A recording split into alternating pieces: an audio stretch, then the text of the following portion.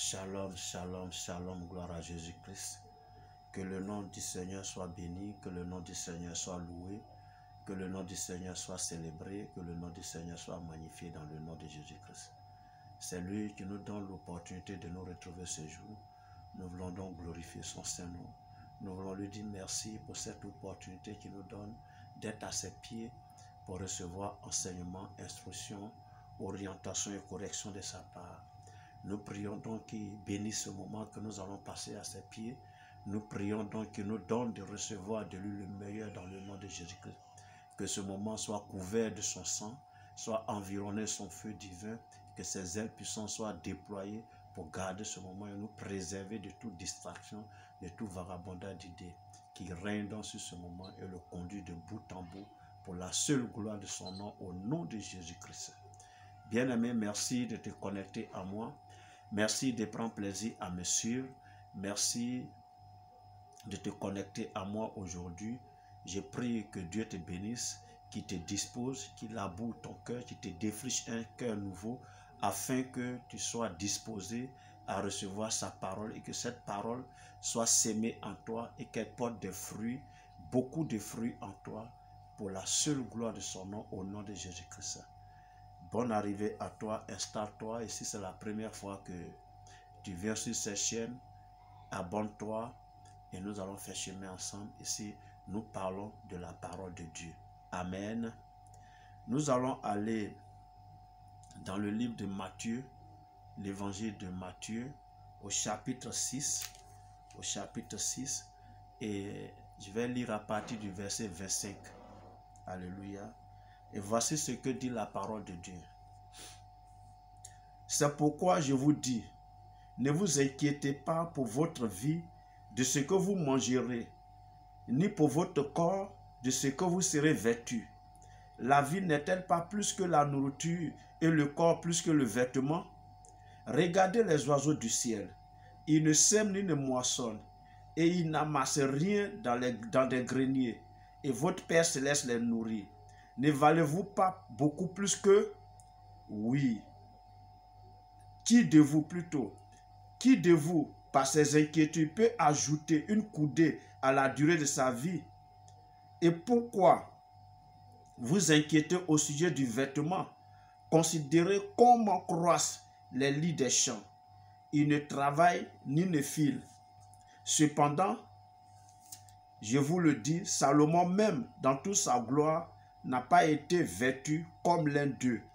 Si Dieu revêt ainsi l'herbe des champs, qui existe aujourd'hui et qui demain sera jetée au four, ne nous vêtira-t-il pas à plus forte raison, gens de peu de foi? Ne vous inquiétez donc point et ne dites pas, que mangerons-nous, que boirons-nous, de quoi serons-nous vêtus? Car toutes ces choses, ce sont des païens qui les cherchent. Votre Père céleste sait que vous en avez besoin. Cherchez premièrement le royaume et la justice de Dieu, et toutes ces choses vous seront données par-dessus. Ne vous inquiétez donc pas du lendemain, car le lendemain aura soin de lui-même. À chaque jour suffit sa peine. Alléluia. La lecture a été longue, donc j'ai lu depuis le verset 25 jusqu'à la fin du chapitre 6, donc au verset 34. Amen. Et ici, je vais parler vraiment d'une chose importante. Ne t'inquiète pas, amen, mais cherche Dieu d'abord. Dieu d'abord, et les autres choses te seront données par-dessus tout. C'est ce qu'il faut retenir ici. Alléluia. Vous savez, l'homme, naturellement, ici-bas, on s'inquiète pour beaucoup de choses. On s'inquiète pour la nourriture, on s'inquiète pour le vêtement, on s'inquiète pour la santé, on s'inquiète pour nos enfants, on s'inquiète même à des moments pour nous-mêmes. Et surtout quand tu es l'homme de la maison et puis tu n'as plus de revenus, tu as perdu ton travail, tes affaires battent des ailes. Les inquiétudes sont parce que madame est là, les enfants sont là, les parents sont là. Tous espèrent en toi. Alléluia. Et donc, nous nous inquiétons beaucoup. Et c'est pourquoi il dit, ne vous inquiétez pas pour votre vie de ce que vous mangerez ni pour votre corps de quoi vous serez vêtus. Alléluia. Parce que les inquiétudes de l'homme, en réalité, quand l'homme cherche l'argent, quand l'homme dit « Ah, j'ai besoin d'argent », en réalité, c'est pour sa survie, c'est pour la nourriture.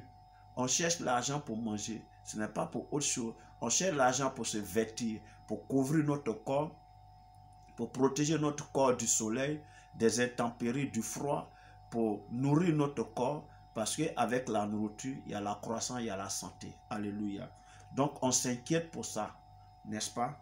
Et là, le Seigneur nous dit qu'il ne faudrait pas qu'on s'inquiète pour ça, et que la vie est plus que la nourriture, et le corps plus que le vêtement. Alléluia.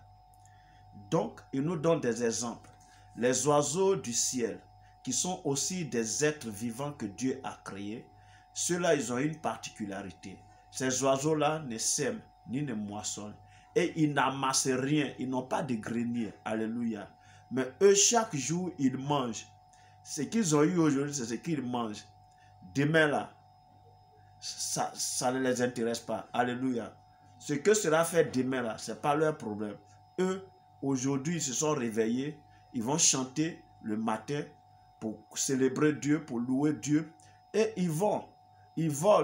Partout où ils trouveront de la nourriture, ils mangeront. Et puis le soir, ils retournent dans leur nid pour dormir. Alléluia. Donc, le Seigneur prend l'exemple de ces êtres vivants qui ne sèment, qui ne moissonnent, qui n'amassent et qui n'ont aucun grenier. Mais le Seigneur prend soin d'eux. Il ne manque de rien. Or, nous les hommes, nous les êtres humains, créés à l'image de Dieu, créés à la ressemblance de Dieu, nous valons mieux que les oiseaux. Alléluia. Parce que les oiseaux, eux-mêmes, Dieu nous les a donnés comme nourriture. Amen.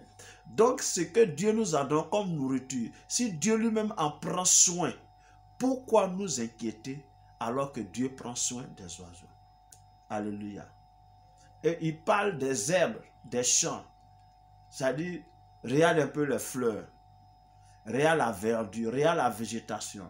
C'est beau à voir. Regarde les couleurs que Dieu donne à la végétation, aux plantes. Il y a les jaunes, il y a les verts. Bon, le vert domine certes, mais il y a le violet, etc. Il y a beaucoup de couleurs, n'est-ce pas? Mais il y a du rouge. Alléluia. Tout ça, c'est beau. Ils sont agréables. C'est-à-dire, ces plantes-là sont agréables à voir. Quand tu fais vraiment une sortie dans la nature, tu vois la beauté de la nature. C'est-à-dire, tu as l'impression que ces plantes-là sont bien vêtues. Et le Seigneur va plus loin pour dire que même Salomon, le grand Salomon, le roi Salomon, dans toute sa gloire, était moins vêtu que les lits des champs, les herbes des champs. Mais le constat qu'il fait, c'est que les herbes des champs, ces herbes-là, ces plantes-là, demain vont flétrir, vont sécher, et on va les utiliser pour les mettre au feu. Mais ils sont bien vêtus. Pourquoi donc s'inquiéter pour le vêtement? C'est ce que le Seigneur est en train de dire ici. Alléluia. Pourquoi donc s'inquiéter? Amen. Et il dit donc, ne vous inquiétez donc point et ne dites pas que mangerons-nous, que boirons-nous, de quoi serons-nous vêtus? Amen. Il ne faudrait pas que ça soit un souci. En tout cas, pour un enfant de Dieu, la nourriture, le vêtement, l'eau, enfin, tout ce qui est important pour sa vie ici-bas là, faut pas, il va s'en inquiéter. Parce qu'il dit ici une chose, il dit ce sont les païens qui les recherchent. C'est-à-dire quand il dit les païens les recherchent, cela ne veut pas dire que les chrétiens n'en ont pas besoin. Nous avons besoin de nourriture, nous avons besoin de vêtements, nous avons besoin d'eau, nous avons besoin de maisons, nous avons besoin vraiment de prendre soin de nous. Alléluia, nous avons besoin d'argent en tant que chrétiens, c'est important.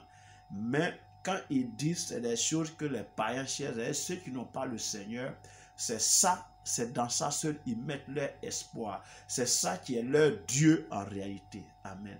C'est pourquoi il dit ça. Il dit car ces choses, ce sont les païens qui les rêvent. Votre Père sait que vous en avez besoin. Dieu sait que nous en avons besoin.